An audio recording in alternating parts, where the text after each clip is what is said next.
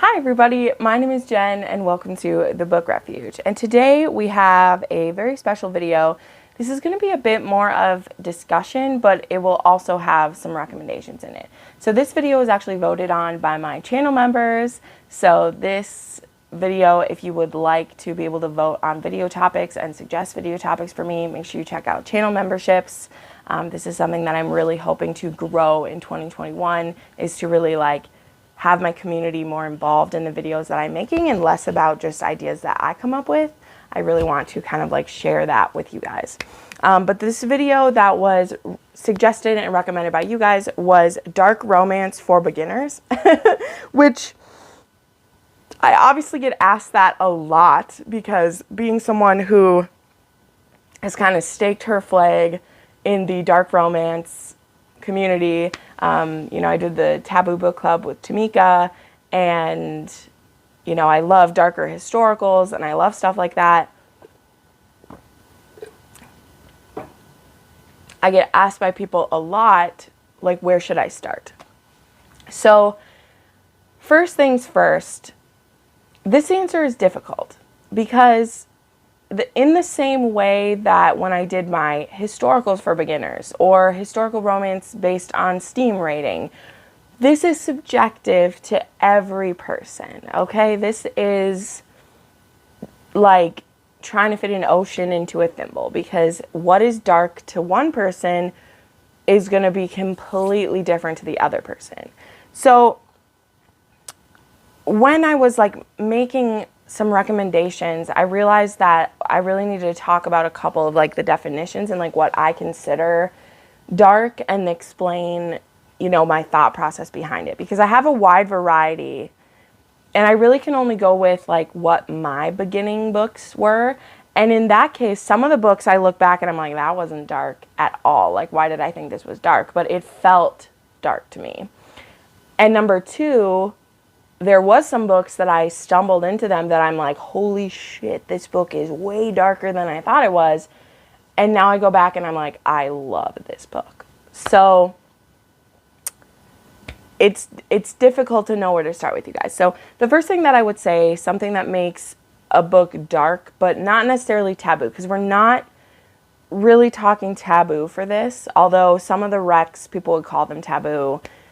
We're keeping it on the lighter side of dark, and I feel like taboo is the darker side of dark, right?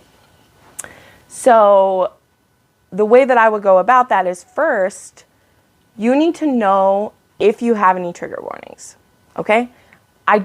I don't talk about trigger warnings usually besides saying whether a book has them or not, but I need you to know what yours are.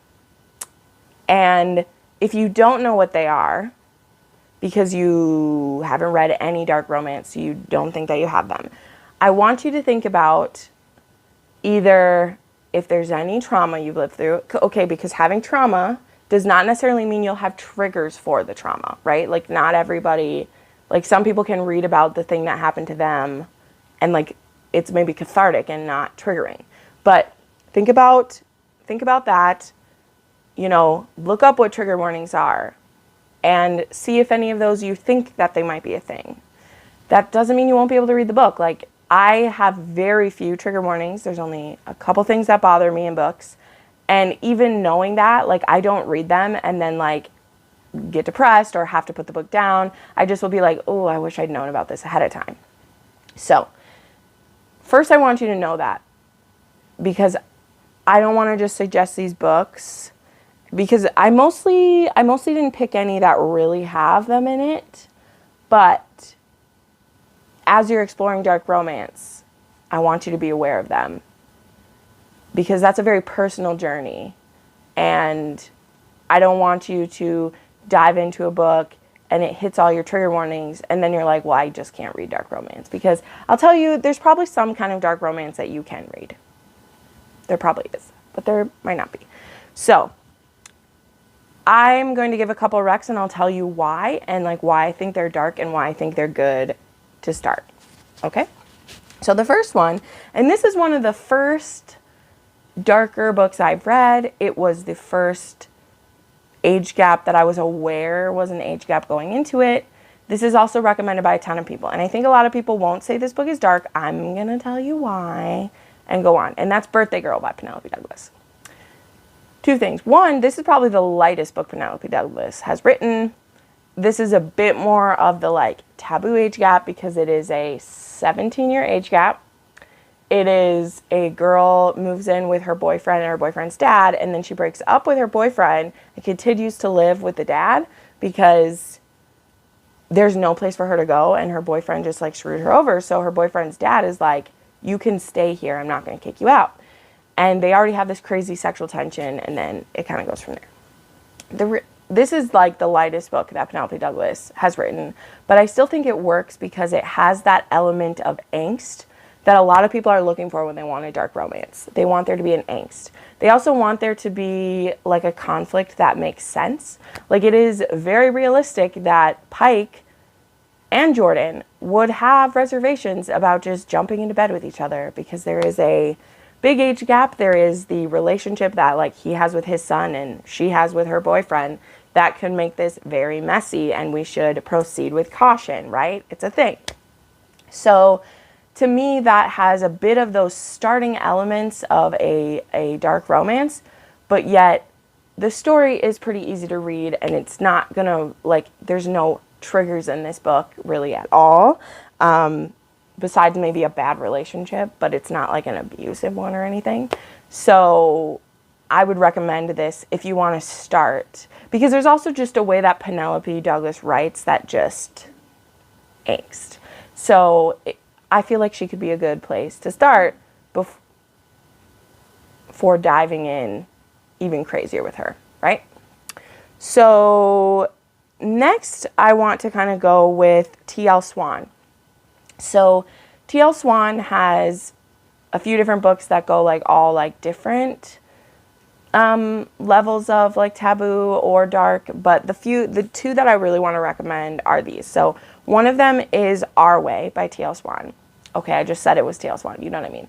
And this one, the reason I recommend it is this one is kind of exploring some dark themes like with sexual orientation. I don't know how else to say this. But this story is about two best friends, a guy and a girl. He has lived as gay pretty much all of his sexual life. Like, he's never been with a woman before. And him and this woman, they have been best friends for 10 years when they both moved to a new city together. He was in a committed relationship. She has went in and out of relationships. They reach this point together when they're both single at the same time where he starts having sexual feelings for her and he doesn't know where they came from. This book really dives into sexuality in a way that I think, and I know this isn't like dark, I'm not trying to say that exploring your sexuality is dark, but there is a lot of like mentally some stuff that he has to go through that involve a lot of self-reflection, and they involve like making mistakes and like hurting each other and then needing to talk it through, and there's like angst in it. And I just feel like it could be a good place to test out your feelings about more complex relationship dynamic that I feel like you would see in darker romances. Not that I think this romance is super dark in and of itself. Then another level up of hers is TL Swan's mafia novel, The Italian. This I consider kind of an intro to the mafia. Number one, it's actually the Italian mob, like we're in Italy, and this is about a girl who she's traveling and she meets this police officer and has a one-night stand with him, and then she completes her trip and she goes back to Italy to see him again, and while she's been gone, a lot of shit has went down for this guy. His father and grandfather are murdered in a explosion, and he realizes that he's now the head of the family. And so he has to push this girl away, scare her away from him so that she won't be involved, but he can't stay away from her. So in a couple years later, he gets her back to Italy through devious means because he wants to see her again, because he's not satisfied without her.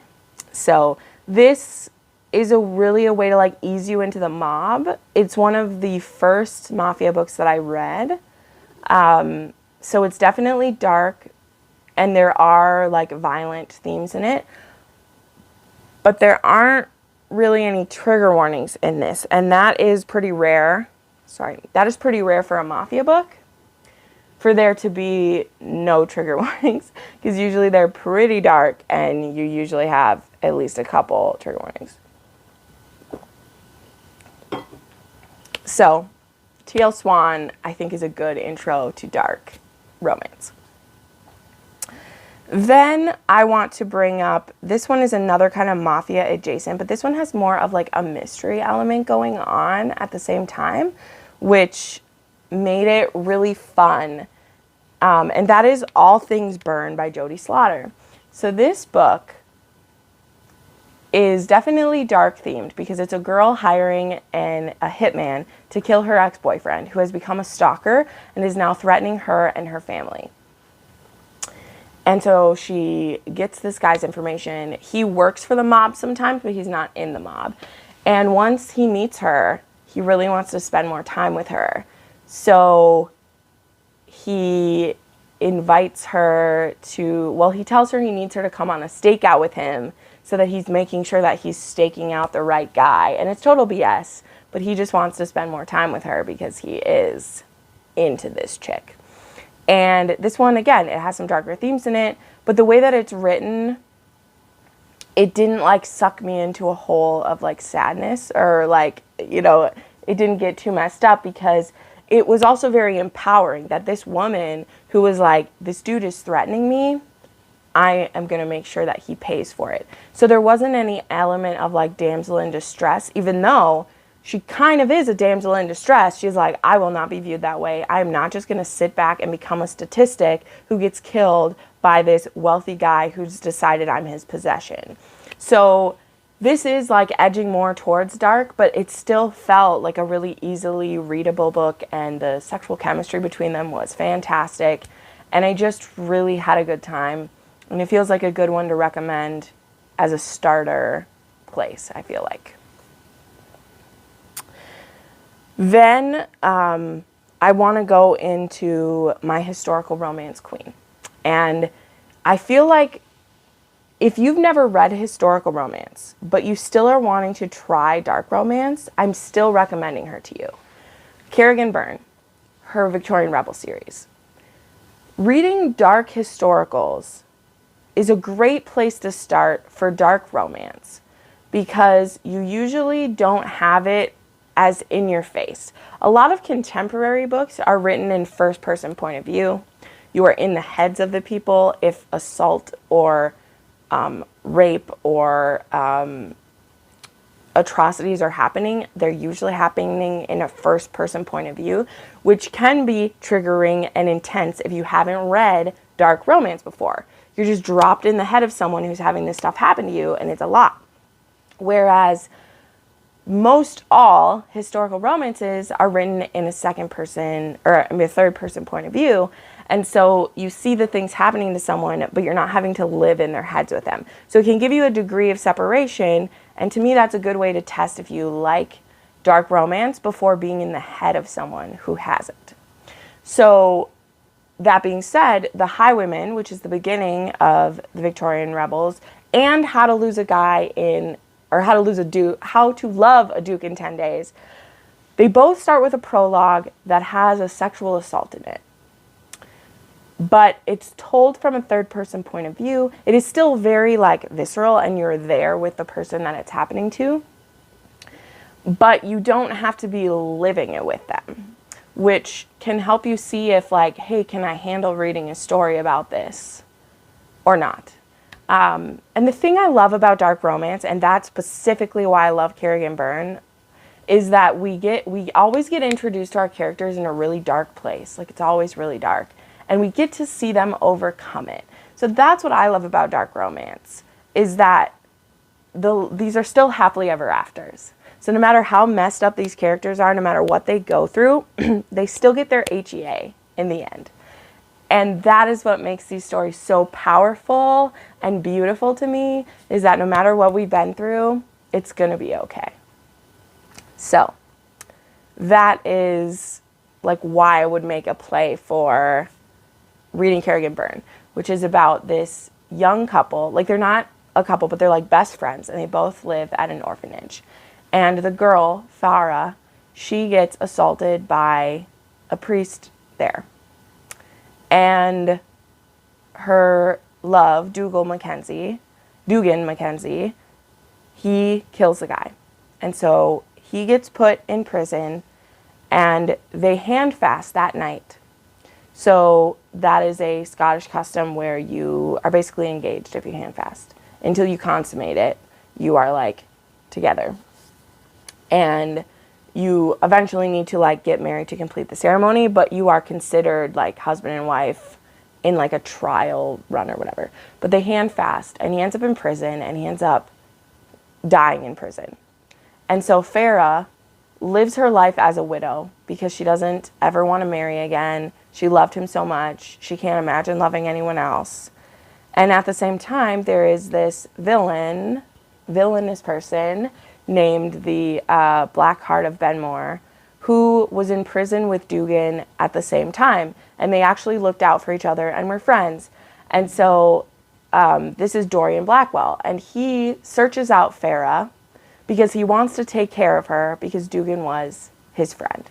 And so he wants to marry her and take care of her, and because of that relationship with his friend. So there's a lot of dark things in this book. Again, there are some trigger warnings you should look up and see, but I feel like it could be a good place to start. So I know I didn't have a ton of recommendations for this, but again, I really wanted to make it more of an explanation of dark romance because personally, any book can be your starting book for dark romance. There are a couple authors I want to quote unquote have you wait to read until you know more. Like that is kind of like I want to do the opposite of a recommendation for you and say there are a few authors that I feel like if you dive into them, it could freak you the hell out right away.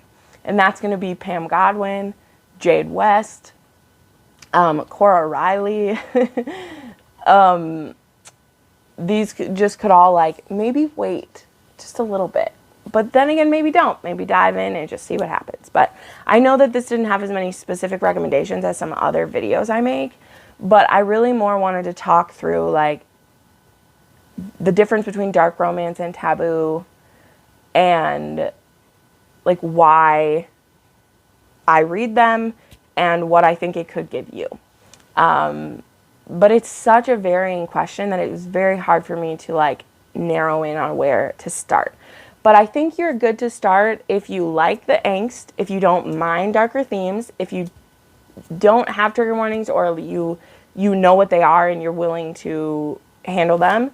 Then I think just try whatever you want. Like for the like you're an adult, know that you never have to finish a book. That's something I would advise people. I had people say like that book just disturbed me, and I'm like, well, why didn't you stop reading it? Like if you get into a taboo book or a dark romance book and it's too much for you, put it down. Your mental health is more important than finishing the story. So that would be like my best advice of it, of like, I've never had to put a book down, but there are times where I've had to walk away for a little bit and be like, this was too much for me. So just keep that in mind. But anyway, thank you so much for watching this video. I put up new videos weekly, daily sometimes. It's a thing. Make sure you subscribe to my channel for more content. I do lots of historical romance, dark romance, taboo romance. I talk about those genres mostly.